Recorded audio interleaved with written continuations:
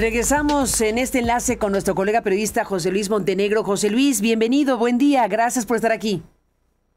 Gracias por la invitación, Carmen. Siempre es un gusto estar aquí en tu espacio. Igualmente, gracias. Estamos siguiendo de cerca lo que publicaste esta mañana. ¿Tuviste acceso a documentos, a videos? ¿A qué cosa tuviste acceso?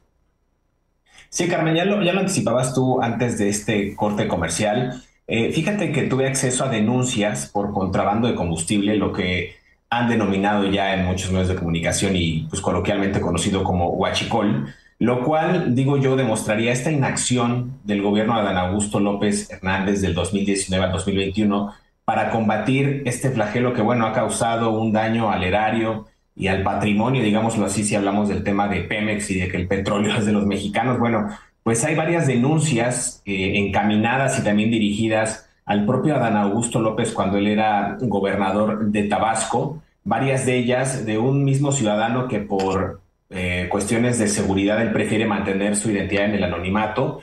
Este ciudadano denunció, Carmen, el 30 de julio del 2020 que una camioneta, así lo describe él, de color negra polarizada repartió por todo el estado muestras de huachicol en botellas de 3 litros que contenía supuestamente un combustible alterno de color verde. Y él compartió un video donde se puede ver cómo él mete su mano y saca de ella pues este líquido viscoso de color que él mismo refiere que es en un tono verdoso.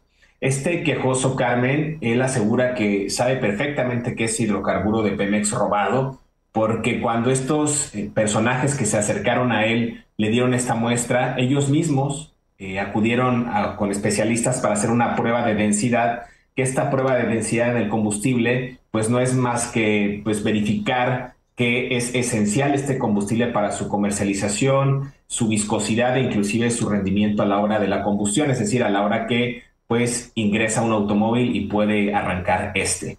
Decía este personaje que cuando aventaron al piso este combustible era tan volátil que quemó la grava. Y así, con esa comparación de esta prueba de densidad, constataron que efectivamente se trataba de la misma que les ofreció una empresa a la cual ellos ubicaron como FJ, comercializadora y arrendadora SADCB.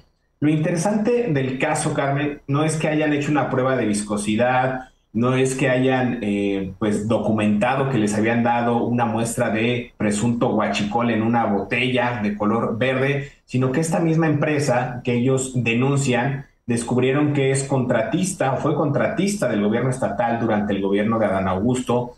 En su constancia de hechos dan cuenta que coincide el nombre de la empresa con un reporte de la Secretaría de la Contraloría de Tabasco. Este combustible se lo habrían ofrecido en un precio de 3.50 pesos, o sea, 3 pesos con 50 centavos, sin IVA y sin necesidad de emitir factura. Y explicaron precisamente que los presuntos delincuentes o guachicoleros, vamos a decirlo así, ya tenían cooptados a las policías y federales del estado para que no hubiera ningún problema. Me parece interesante y quisiera hacer una pausa aquí, Carmen, porque hemos visto que es el mismo modus operandi de la gente que se dedica al contrabando de combustible, sobre todo en esta zona de Campeche, de Tabasco, de Yucatán, inclusive en esta parte de la península, que compran pipas o se hacen de guachibuques para venderla entre la comunidad que está pues ávida del combustible para sus camionetas o sus vehículos de trabajo, sobre todo en esta zona.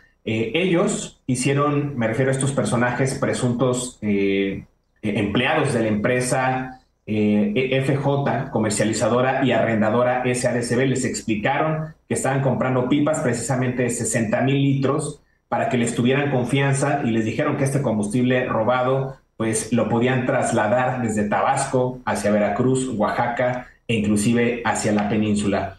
Es el primer caso, Carmen, pero hay al menos otros 3 más. No me quisiera extender tanto, pero en el segundo, para que quede más constancia de cómo operaban estas empresas, de acuerdo con estas demandas de los ciudadanos tabasqueños, hay otra demanda en la que también dicen que una empresa opera clandestinamente en otra dirección sin permiso, vende combustible alterno a muchos contratistas en los estados de Tabasco, Campeche y Yucatán. Y hay una empresa que se llama Maquiladora de Lubricantes SADCB, que dice que tiene permiso para vender combustible alterno y cuando ellos validaron precisamente esta autorización, hallaron que solo podía funcionar como un centro de acopio, como lo hacen algunas empresas que pues nada más pueden de alguna manera como justificar ese permiso para de alguna manera vender este tipo de combustible en la zona. Según este quejoso, Carmen, no pueden tener este tipo de permisos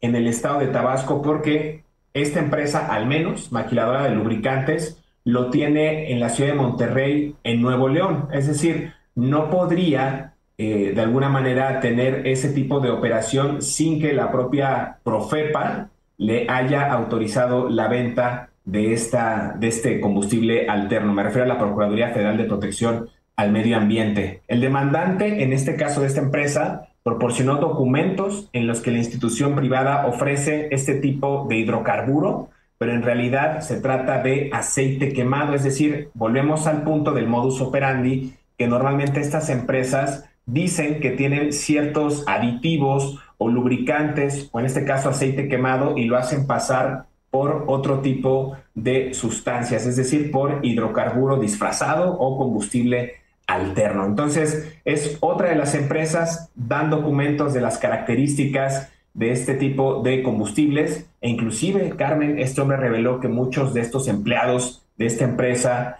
maquiladora de lubricantes SADCB renunciaron porque era parte de la red que operaba en la terminal de Dos Bocas en el robo de diésel y crudo de Pemex, el cual, dijeron ellos, diluyen y lo venden en Jalpa de Méndez como combustible alterno. Son al menos 2 de los casos, Carmen, que están documentados en denuncias que fueron dirigidas a Adán Augusto López cuando era gobernador del estado de Tabasco, y parece ser, al menos en lo que yo pude investigar, que no hay evidencias del actuar o proceder de las autoridades locales en cuanto a estos casos. Pues muy grave si no hubiera actuación en relación a estos casos. Sí, pues en este contexto, José Luis, esto que nos revelas es muy importante porque la pregunta es, ¿no supieron, no se dieron cuenta, nadie les dijo? Pues no, sí les dijeron y denunciaron formalmente, que es lo que estás aquí revelando. Y lo interesante es eso, exactamente, porque si los ciudadanos tabasqueños tenían conocimiento de estos hechos, ¿por qué las autoridades locales y el entonces gobernador Adán Augusto no actuó en consecuencia para investigar estos casos? Y el último caso, Carmen, es del 24 de abril de 2019 y es exactamente la misma persona que denunció algo muy grave también, 2 líneas de transporte que cargaban huachicol en la zona de Comalcalco, cerca del cobertizo de Pemex. Y aquí hay un involucramiento inclusive con un personaje que ya había estado fichado y de alguna manera detectado en informes de inteligencia de la Sedena. Te voy a explicar más a detalle. El 24 de abril esta persona denuncia esta línea de transporte que cargaba huachicol en Comalcalco, cerca del cobertizo de Pemex, a la altura de una empresa conocida como Transportes Peralta, que es una empresa contratista del gobierno federal, inclusive, muy cerca de donde Juan Carlos Obando operaba. Eso es lo que relató esta persona. Y recordemos que Obando es descrito, Carmen, como un líder guachicolero, insisto, en informes de inteligencia, desde el año 2022. Actualmente me parece que ya está preso. Y este personaje, Obando junto con la empresa de transportes, tanto Grupo Asfalto Procesados SADCB como Transportes Rodelli SADCB, estaban peleando, dice este hombre, una batalla campal para quedarse con la plaza, es decir, para transportar residuos supuestamente peligrosos, pero que estaban de alguna manera disfrazados de este huachicol que transportaban, insisto, en tanques de color verde con leyendas Rodelli. Entonces, no sabemos bien a bien, insisto, si el gobierno estatal hizo algo para contrarrestar estas acciones de estas empresas que presuntamente habrían operado el huachicol en el estado de Tabasco. Pues es sumamente delicado todo esto porque al final estamos viendo ya investigaciones abiertas, como se sabe. Estamos hablando de este personaje conocido como líder de la barredora. Por un lado están las acusaciones también en contra de marinos relacionados con el tema del huachicol fiscal. Hay un conjunto de cosas. Y esta panorámica que tenemos ahora, José Luis, va creciendo, va en escalada, y estos datos que ofreces pues se suman a una pregunta obligada de hasta dónde el negocio del crimen organizado, el negocio criminal relacionado con robar combustible y o contrabandear combustible, el huachicol fiscal, todas sus variantes. ¿Hasta dónde llegó esto en los últimos años y hasta dónde llegaron las investigaciones, José Luis? Es un caso alarmante, Carmen, Alarmante, porque ya lo sin duda. referías tú. Sí, con este tipo de denuncias que han hecho inclusive diputados, como lo referías Marcelo Torres, Federico Dorin, en torno a las presuntas complicidades al más alto nivel del huachicol, hemos visto que han sido precisamente la recuperación de esta figura legal del testigo protegido que las investigaciones tanto de la Secretaría de Seguridad como de la Fiscalía han adoptado tanto al testigo protegido santo, que resulta ser Alejandro Torres Joaquín, director de la aduana de Tampico, y el nuevo testigo protegido estrella CTDR, Carlos Tomás Díaz Rodríguez, ex líder de la barredora segundo al mando después de Hernán Bermúdez Requena, este secretario de Seguridad de Tabasco, pues han sido los que han proporcionado precisamente la información para llegar a los más altos niveles. Como dijo la presidenta Claudia Sheinbaum, vamos a ver si topa hasta donde topa, porque vemos que este tipo de denuncias, como estas tres que te acabo de referir, Carmen, pues ya tienen por lo menos bastantes años en el limbo y no hubo una operación quirúrgica por parte del gobierno estatal para desmantelar